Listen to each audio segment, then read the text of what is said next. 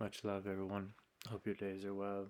Hope you're enjoying your life as much as possible, but also taking care of your foundation and establishing a way to ground and just to learn from the biofeedback of your experience rather than run from or try to change things necessarily. Learn from and navigate, and develop and cultivate your resiliency, your capacity to uh, stalk yourself and get to know how you react to different triggers, get to know where your wounding is because of that, right? So, like, we're all have areas in which we're highly developed, and then there's usually areas where we're highly undeveloped because we typically avoid the areas that we're most uncomfortable with, and myself included. Working with a really powerful woman right now, Rachel and I, and both together and separately to work through some so where our trauma lies from our past and with cults, with childhood stuff. There's always something. If somebody thinks they are without trauma, I just think they haven't looked, because we're all part of a spell casting and inverted perception of reality that's been imprinted and forced upon us as our description of our reality, and it takes great effort and intensity to unbind from that spell, to come out of hypnosis, enough layers that you can start to really think for yourself, really feel into things on a deeper level. And still very shocking to me how a lot of shamanic people are unwilling to look at, they study areas in which things were very, obviously perceptually there's been manipulation, and they're willing to look in certain areas, but they are not willing to consider that it's across the board, that the whole thing's been inverted and that we're being systematically misled. um, People just don't have the capacity to understand how that come to pass, and yet these same people tend to be the ones that are explaining it. They just don't haven't put it all together, and therefore they haven't fully, dealt with the areas of hypnosis that are keeping them from really magical breakthroughs. Um, and then for to be condescending on top of that, right? There's a lot of energy available to people um, in the social power structure to stay, within certain parameters, to not branch out too far because of the threat. I think that it has to the parasite, the predatorial nature of things, is it requires that we remain, under some form of hypnosis, uh, and so this this this is a real difficult thing for people to really look at things at face value, and to suspend judgment, and to be willing to unlearn and then adjust, you know, across the board, start to really apply that more expansive perspective to things that would have seemed outlandish in the past, because the veil is lifting. For those that are willing and interested, it's an exciting and powerful and beautiful opportunity. We're in a really unique transition. Um, but it's requiring for those that are unwilling to look at these things to kind of bury themselves deeper and deeper into these superstitions, is often how I refer to them, like germ theory and things, these, or the mask, or these belief in NASA or the media or any of these things, just keeps us in like a religion of a type of um, deception model that's very effective, and where religion actually plays a huge role in keeping people also being able to submit to these pressures, these views of the world that force us to conform and adapt. So we are all MK Ultra. We're all under a deep program that isn't run by necessarily by humans, because the people that fulfill these sort of dynamics, these cabals, these elite uh, groups, they're just basically performing on behalf of what has a hold of them, which isn't like us. It's a visitor, something that came from some other place, according to the Toltecs, that has figured out how to, create a theatrical dynamic that will keep us from being able to go too far inward. Because it is quite, the theater of this world is quite entertaining. As Sam Tripoli always says, are you not entertained? Um, you know, we this shit's crazy to watch and observe, and it can be just as entrapping to go down the rabbit holes as it is to watch the media. Um, it all just depends on what you're doing it for, and there's stages to these processes. But I really hope that people are more and more open to learning and unlearning. There's a lot of people with really good hearts that are just, it's just too confronting for them to really take a deeper dive into information. But like I've always said, information is heavy, so we want it to move through us, not to carry it. And once it's moved through us, then we have a reference for it. We've had some experience with, okay, yeah, this feels right, this doesn't feel right, but then we can just let it all go, so that we're not caught in the spin of this world, and that we're making deeper pilgrimage into different areas of energetic discoveries within our feelings. Um, and also, then hopefully it leads to very lucid experiences in your dreams. I'm so fortunate to be observing multiple things that, happening um, pretty much all the time now, and I've learned to not overreact or underreact, and to really appreciate the way in which the veil is lifting for me, and to really enjoy my time, and to spread my life out really. And like I live a really long life. I've had so much happen to me in a very short period of time, and I think that will continue to intensify. And so we are trained, those of us willing to change and seek change and pursue change and get, which is just to return to the natural state, to greet the sun, to drink the light, to to be in communication with the mother, to earth, to go out and be in nature, surrounded alone with nobody else's input, and really take a snapshot of the intensity of what you're observing. You don't have to stay in silence at first for long periods of time, but allow yourself total silence, even for just a lightning second, and just let it jolt you, let it change you, let it show you that how simple and profound what we're observing is. It's all alive. It's all communicating. It's all seeking connection. Um, I'm not. I don't see things, as just because there's technology involved, maybe in our reality, doesn't mean that it's not magic. Everything is magic, and it's just a matter of utilizing that magic to unlock what is and what is not. And then, so like shamans say, there's no such thing as a hallucination. Everything you see, is just your experience interpreting energy. But in the Native American community, if you were to go on a vision quest and have a vision of the Earth Mother, that Earth Mother may appear to you as a Native American woman and have something, a specific energy that reminds you of maybe your grandmother, right? Or for someone in a different part of the world, they may have a breakthrough with their perception in a vipassana, and then they have a vision of the Earth Mother in a totally different. Our interpretations are based on the description of the world what we were given.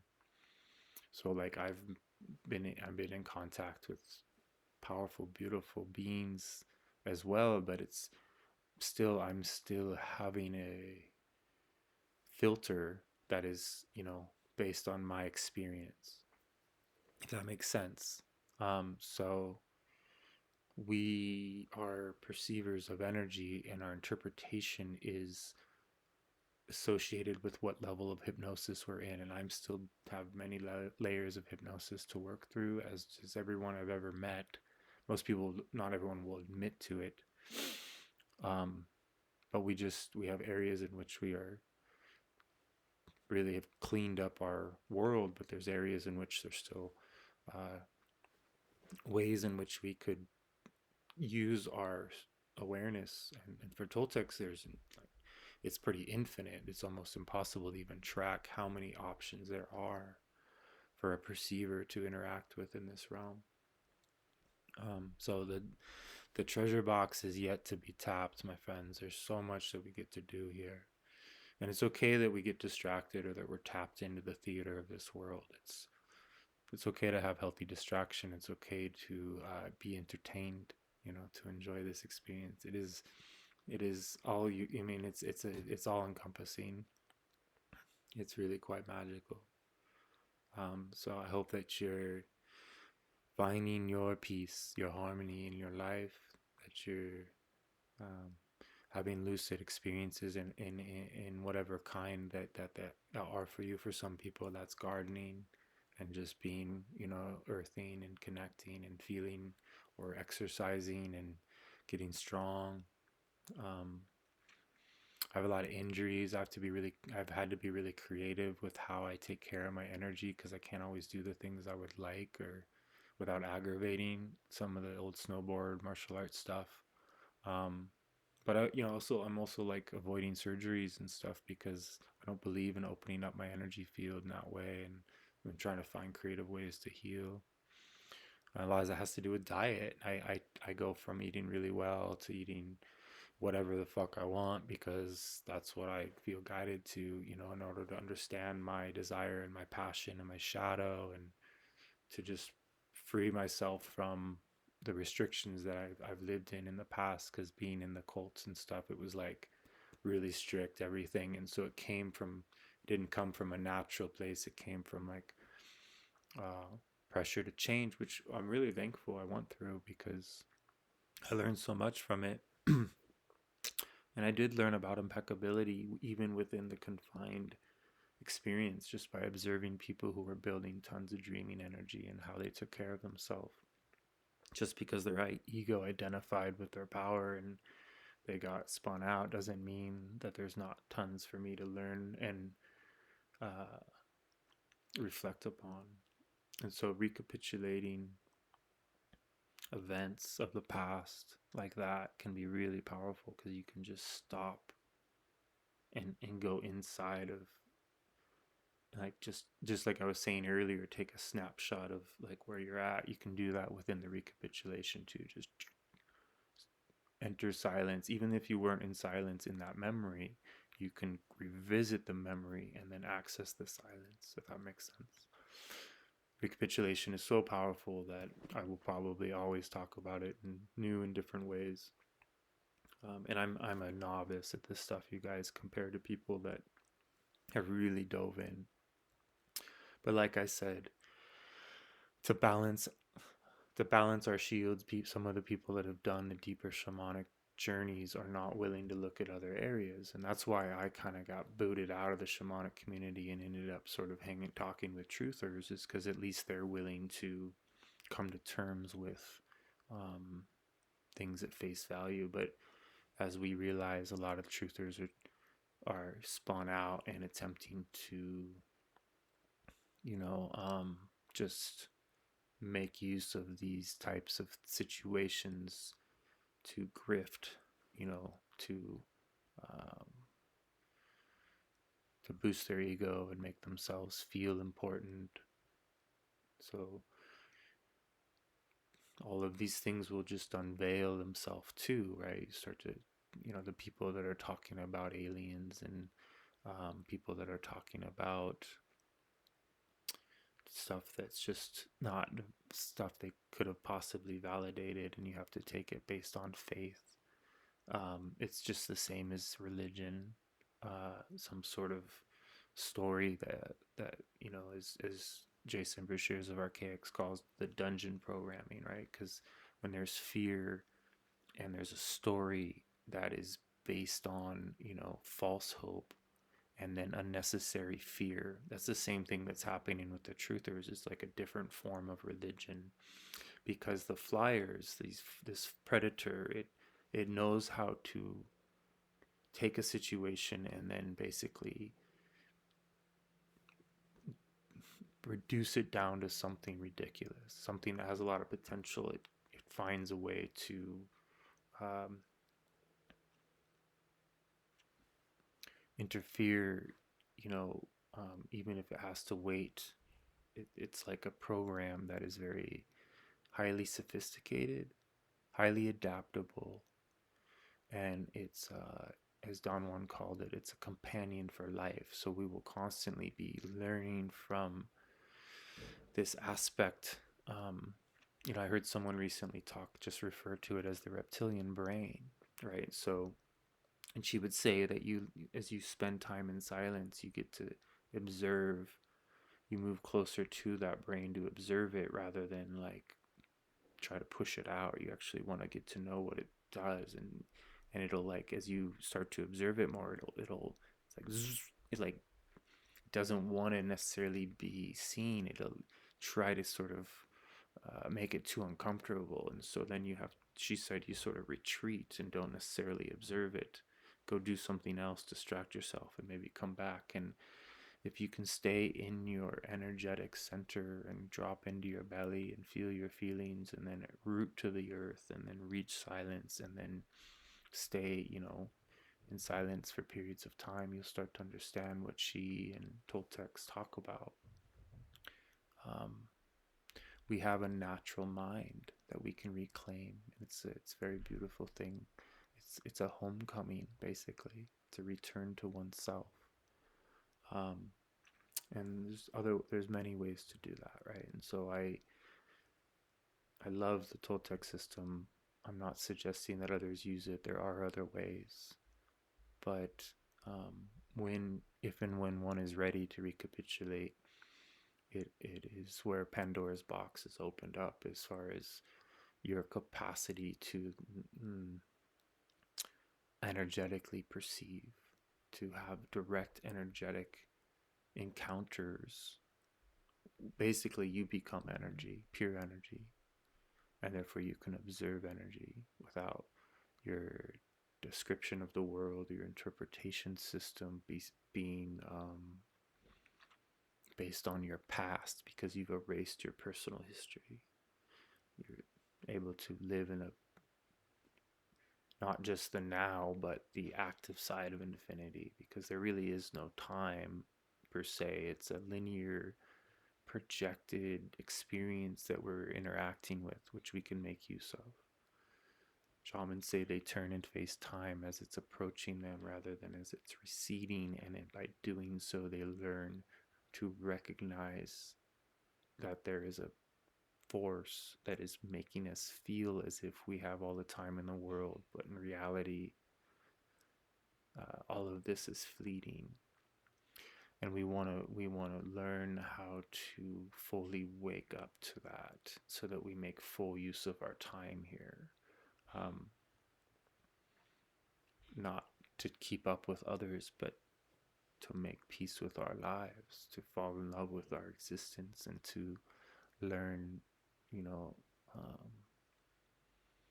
how to have, as Don once said, joy is the ultimate accomplishment for a warrior. And it's so true. It's so there's no reason to not be in joy. Just these theaters, these storylines that are telling you, that you have to live in a certain way, or prep, or be afraid, or all of these things are just means to keep you from the totality of your experience, and constantly thinking about what's coming rather than just dropping in and being able to be.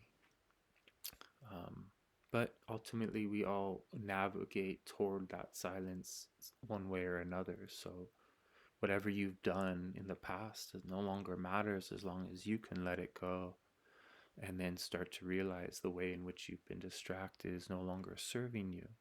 You can find healthier versions of distracting yourself and taking care of yourself, because you don't necessarily need to try to, we don't want to force this, uh, that force change. We want to greet change. We want to be guided rather than trying to control it, right? And that's where the real magic and freedom comes, is that the Earth Mother will give you signs and omens and indications. There's also forces out there that will attempt to give you signs and omens and indications. You start to understand the difference. And that's the only way to learn. There's a world of communication in which you could get really spun out, as a lot of spiritual people do. They get very ungrounded. They claim to be channeling. They claim to be psychic. They say a bunch of things that are just basically based on somebody else saying something in the past, right? That's, um, yeah, it's just ridiculous. But that's how it works. And and then the ego gets really, the people that get turned into cult leaders, uh, their ego is based on, they actually start to believe these things about themselves, illusions of grandeur, um, just lying to yourself. And it's so it would be such a difficult thing, to ultimately heal from, is when you've taken it so far that you not only have you lied to others, but you've lied to yourself to the point that you're trying to uphold something that never was. And then so you've created this whole dynamic in which you have to create the appearance of being, evolved and enlightened, and that that's all you are, that you never dabble in anything else. And then you try to uphold that, and you're repressing the shadow, and then it just turns into a monster. And that's what I mean when I talk about celibacy can backfire. I've seen it. It can cause very unique type of schizophrenia. And again, schizophrenia is what shamans are, schizophrenic, but they're functional schizophrenics. So it's just, don't let these, the limitation of our words is hard to navigate around. But I've talked about this in the past, that you do go through a period of time where you are not sane as you move your assemblage point to establish a relationship with another way of existing within this realm. So we live in the place of reason, and everything is based on that. Shamans live in the place of silent knowledge, where we used to all live. And we are in an opportunity to return to silent knowledge. If we do not, I believe we will perish. This dream will collapse and contract. And those of us that can navigate to other realms or layers or visions will be able to survive. But death is not the end either. So it's okay if this all changes, and energy will eventually transition to some other lesson plan. But I think all this is happening so that we will remember what we are, access resources that have become dormant, and then revitalize our beings through energetic practices that are actually quite simple. The reason people don't do these practices is because they intuit that it will bring so much power into their lives. Then they just start feeling, they're used to feeling, or accustomed to not feeling. They're not accustomed to feeling the intensity that would bring, and so intensity is feared.